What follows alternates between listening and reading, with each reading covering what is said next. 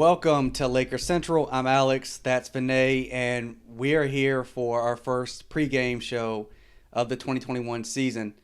What a quick turnaround it's been. The Lakers have had one of the shortest off seasons like in NBA history. I think they've been off 61 games or 61 days since they won the hmm title, and typically an off season is like 130 days.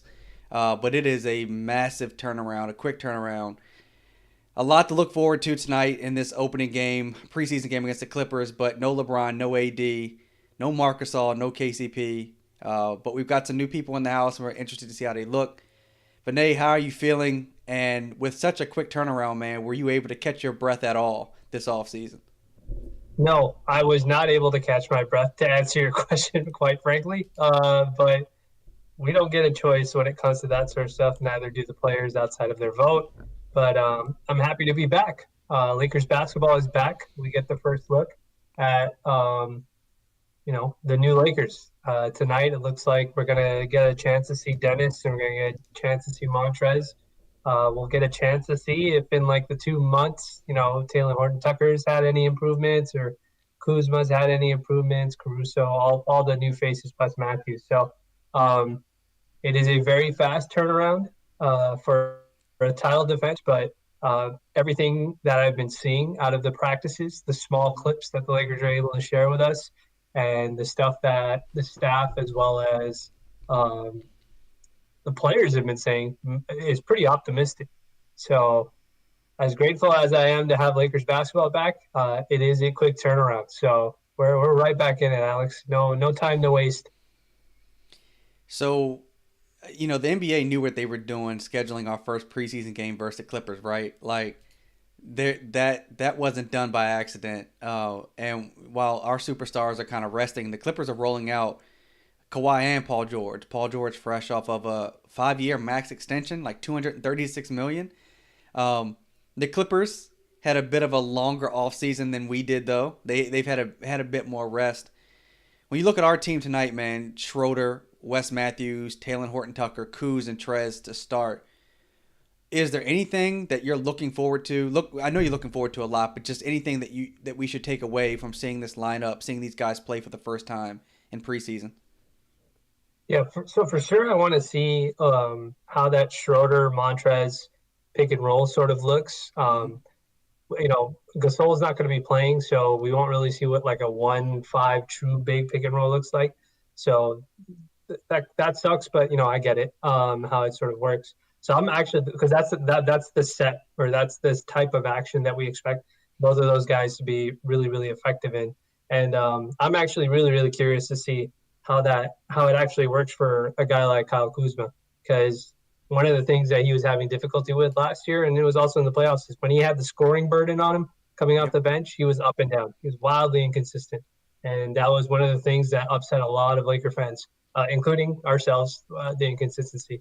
He got better in the playoffs, Mm-hmm. but still not where we wanted him to be. So I'm just curious to see like if the main action is pick and roll, what happens to everybody else? Does Wes does Matthews, does Kuzma, does Caruso? Do these guys start playing better? Because now they can just focus on their roles. They don't got to worry about scoring and stuff like that. And of course, everybody's favorite, Taylor Horton Tucker. I just want to see what he looks like in Yep. real minutes. And, we got a glimpse of that. He's been a big standout for the South Bay Lakers. We got a glimpse of him against the Mm-hmm. Rockets. I just want to see, like this season is not like last season. I'm not going to get super stressed over like single games or a couple of games here and there where Yeah. somebody, makes is up and down because the playoffs and being healthy is what matters. But it's always good to see what the body language looks like, what the synergy looks like. And I'm sure if Tucker comes out looking good, the Laker fans on Twitter are going to be very, very excited for him. So I'm excited. If Taylor Horton Tucker comes out and balls, man. I mean, look, we saw how Laker fans treated Alex Caruso, right? Like, Laker Yes. fans love him, and he's a really good player. And if Taylor Horton Tucker is everything that Frank Vogel and the rest of the Lakers staff have talked about in this offseason, the Lakers, Mm-hmm. their scouting department, again, have hit it out the park with a late round pick that ends up being a contributor. And Bill in a comment said, do you think or do we think that West will start out on Kawhi and Kuz will start out on PG. I actually want to see Taylor Horton Tucker on Paul George, man, or even on Kawhi, because Taylor Horton Tucker, he's long. He might not be strong enough to really hang with those guys, but I want to see him on them rather than Kyle Kuzma. But what do you think about that? No, I think you're right. One of the things that I've written about, or I haven't published it yet, was Talon, even though he has super long wingspan, so a lot of people think that he should be like on bigger guys because his wingspan makes up for like the lack of height. Yep. But his wingspan is more helpful when it comes to guys who like to try to get low to the ground with the dribble and stuff like that to sneak by guys. So Mm-hmm. I think you're right. I think Wes, because Kawhi likes to bully guys to his spot, Wes is a better fit for that, and Talon's a good fit for Paul George. I mean, Kuzma may be the guy that guards Paul George for all we know.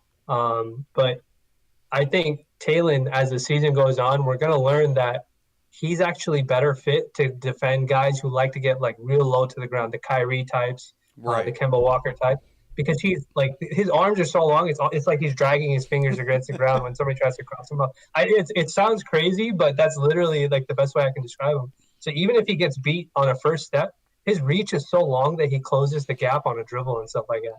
So I'm curious. I'm on board with you. I'll be curious to see how they all play each other. Um, but like I said, if Tucker comes out looking solid, and if he turns into a regular rotation guy for the Lakers, maybe like an eighth, ninth guy off the Right. bench, um, or not eighth, or eighth, ninth guy in the rotation, Mm-hmm. that makes giving up that first round pick much easier. He's barely going to be turning 20, so Mm-hmm. you know, no complaints here. I'll be curious to see, but just like Kuzma, just like all these other guys, like Caruso, like we've got to accept them for whatever holes in their game that they have That's and right. hope that they improve upon it during the season. So yeah.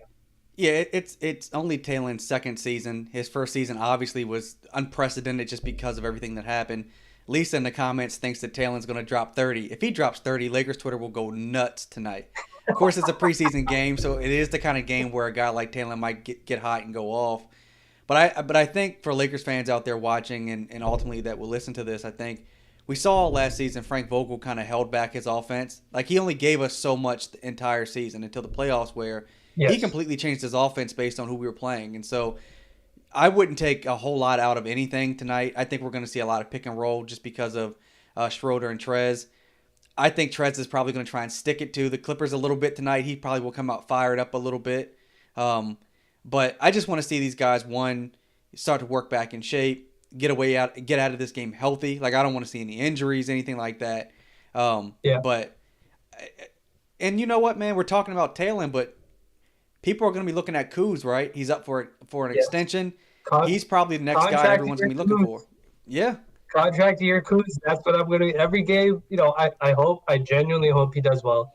All of the personal stuff aside, the COVID stuff, whatever his Yeah. social media activity is, I get it. He's 25 years old. I like to say that 25 is like the new 18. Like you don't know like what you know and you don't know what you Hmm. don't know. That doesn't excuse what he does, but as it relates to the stuff that's going on the court, I hope he does. I hope he succeeds because that only helps the Lakers. That only helps him. Um, he didn't mess it up for us on the way to a championship. He had some up and down moments, but at this point, like it's only good if he turns around and ends up playing better. So I hope he does that, and I will be pushing the contract year Kuz hashtag this year if he is playing well. So you heard it here first. If that's what ends up happening, but I agree, man. It's going to be. I'm excited for the season, but you said it. Health is the number one thing. Hmm. They have to stay healthy. COVID stuff aside, they just have to stay healthy. That's going to be that. I would say like the last 5 years, that's been basically the deciding factor. Like Yep. if you're healthy, you have a chance. If you're not, then you're not making it to the finals. I think more so than any season. I mean, there's your normal injuries, right? That teams are going to go through and have to weather. But this year, with COVID, we're not playing in a bubble, right? Like the NBA doesn't Mm-hmm. have everybody locked down, and as we see players like James Harden and Houston, right? Like there are guys still out partying, right? There's video of them partying at nightclubs and at strip clubs. And hey, I have nothing against going to a strip club. Do you? Whatever. But I think in a COVID environment, in an environment where not only the other players but like the personnel around the teams, like everyone is out there trying to make this thing work. I think that there has to be an added level of responsibility for all of these guys. And I think how teams weather, COVID for themselves will be interesting. And as we saw in the playoffs with Russell Westbrook when he was with Houston, he healed from it in a couple weeks, but he had lingering, impact on his body for months after that. So this is just another one of those, unprecedented seasons. And I think the Lakers, I think they're more prepared this year than any other year that I can recall, kind of to weather some of those ups and downs that they might face with their superstars. Like, their supporting cast this year. So I'd go as far to say, man, I haven't seen a supporting cast like this since Nick Van Exel, Eddie Jones, and those guys were on the team. Elton Campbell, where there was a well-rounded squad beyond the two stars. Yeah. But our coach couldn't get it together, so we had to end up trading some of those guys. Del Harris back then. Yeah, Del Harris. He couldn't get it together. But no, I agree with you. I think even more than I would say it's close to that one year that we had. I think we had Odom and we had Ariza. I mean, we also had Artest and Odom on the same team. I would say it was a little bit closer to that in terms of maybe the depth, but in terms of like pure talent, because Meta was a little bit older, and right. Odom was a little bit older. They weren't super young guys. Ariza was, but in terms of like 1 to 10 talent, I agree with you. I think this is closer to that. Like, what was that 98 season Lakers? So that would be almost 22 years ago is what we're referencing. So we're aging ourselves on this pregame, but I agree. It's a deep team, man. I almost feel as though the general media. I mean, I know like Stephen A. Smith said that nobody's going to beat the Lakers this year if they stay healthy, that sort of thing. But like, it just feels like the general media is almost not wanting. They're putting the Lakers at the top, like the favorites to repeat, but they don't want to talk about too much. Right. And I feel like I've been reading more about Montrez's faults than the cons to Montrez than I've been hearing about his pros. And I'm like, whatever you guys have to say, like, he's pretty good. And you don't just score like close to 20 a game, like just off the strength of being on a team, you know what I mean? So I don't know if you got a chance to read that athletic story today, but a lot of people are piling onto Montrez when they were like, oh, well, he just left the locker room. It was clutch and all that sort of stuff that got him over there. That's how they operate. And based on the scout that provided that information to Sam Amick's piece, Montrez wanted an extension. He wanted to stay with the Clippers. The Clippers had no interest in keeping him, but they did offer to sign and trade him to another team. And then Montrez said, nah, we're not doing that, because that's what they did with Chris Paul. That's what they did with Blake Griffin. If a team doesn't want you, you don't have any obligation to make it easier for them to get anything back. So he's not here because of just clutch. He's here because the other guys didn't want him. So I think you mentioned earlier, we may see a fired up Montrez today and maybe in the next pregame also. But it'll be good to see. I just want to see the energy. I want to see the chemistry, see how much natural, organic stuff that they have. Just excited for Lakers basketball to be back. I am too, man. And I think to your point about so many people pointing out Montrez is the warts in his game, right? I think what people are overlooking is, one, this is a different team and a different coaching staff. And so people need to, have to at least acknowledge the defensive situation he's coming into with the Lakers is different than what he was in with the Clippers, right? So Frank Vogel's, I think, a much better coach in maximizing the defensive chops of his players than, say, Doc Rivers was last year, right? So it's that. And then not only that, I believe that the Lakers' two superstars lift the tide higher than the Clippers' two superstars. And so, sure, Trez has his warts, but every player does outside of maybe 2 or 3 in the NBA. So to your point, you don't just score 20 points a game, win 6 Man of the Year if you're a terrible player. Like, he's way better than they're giving credit for, and I believe he's better than that $9 million a year we got him for. I'm sure he believes that too as well. He just wants.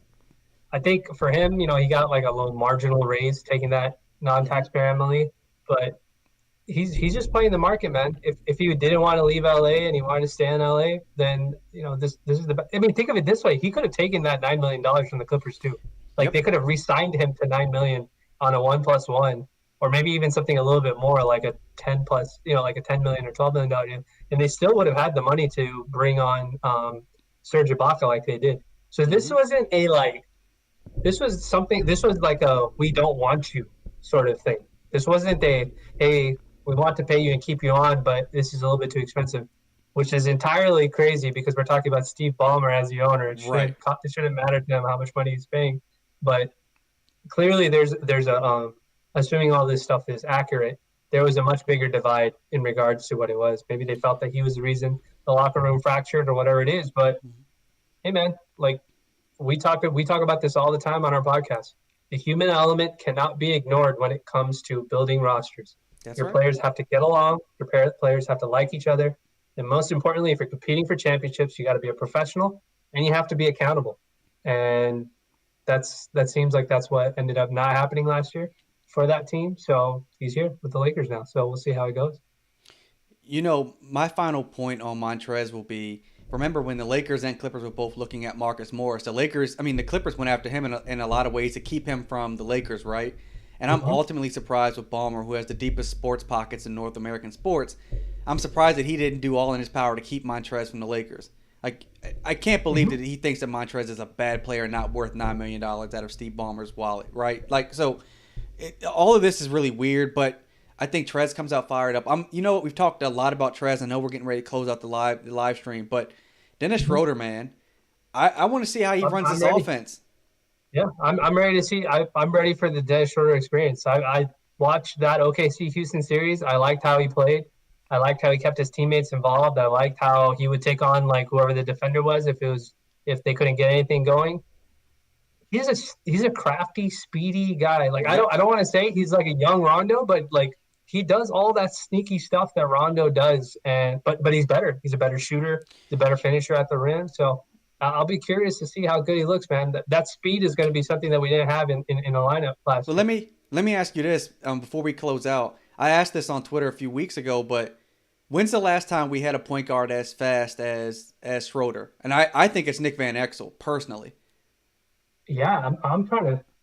I I mean, mean, we definitely never had it. Yeah, I'm trying to D'Angelo's think. not as he's not a No, fast kind of no. guy. Now Clarkson is fast. Yeah, but he was more of a sixth. Yeah, I mean, he was a sixth man, so he was quick. D'Angelo definitely not.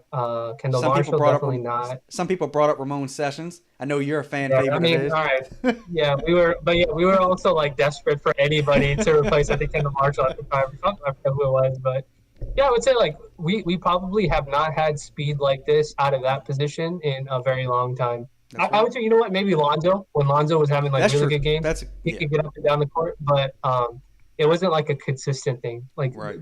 Dennis, like speed is like a part of his game, so he knows Hmm. how to use it. So I'm just excited, man. I hope everybody that's been watching is excited as we are. Short turnaround, but that's why we're Laker fans. We're built for this kind of stuff, right? We're built different, just like Braun says. So I'm sure we'll be fine. We'll be able to handle it. Well, let's close out on that, guys. I tweeted this earlier. If you follow us on Twitter at LakersCentral365, but I mentioned for the fifth time in Lakers history, we're defending champs. Fifth time, starting a decade off as defending champs, which is just outrageous. So, like Vinay said, a quick turnaround. Follow Vinay. You see his Twitter handle there. Follow him on Twitter. Follow me on Twitter. We'll be back for another live stream. I don't know when yet, but we'll be back. This was our first time doing it this way, so we appreciate everybody that jumped in here with us. Vinay, you have any parting words? No, just go Lakers. Enjoy it. Don't stress out. Okay, don't stress out if anybody doesn't come out looking great. All right, everybody. It's just preseason. It's a long, long season. So I'm happy to be back, and I hope all the Laker fans that tuned in, they're in good health and continue to remain in good health and good spirit. We'll close out on that. Catch you guys on the timeline.